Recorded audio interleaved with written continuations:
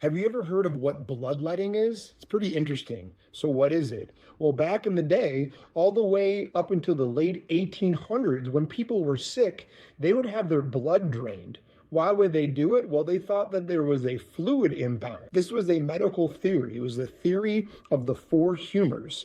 Well, what were humors? Humors were different fluids in the body that supposedly had different connections to organs and even like Earth-like phenomenon, like Earth itself, fire and water. People thought that there was an imbalance within the fluids. And what were the fluids? Well, there was blood, there was phlegm, yellow bile, and black bile. And people thought that if you were sick, that your fluids were out of balance.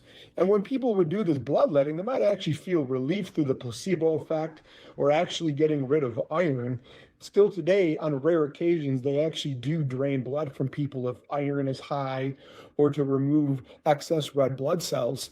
Do you know that one of the most famous people of American history actually died from bloodletting? That was George Washington. He had a throat infection, and what they did to help him is they drained like 40% of his blood, and he ultimately died. So most of the time, people would die from bloodletting, or at least a lot of times.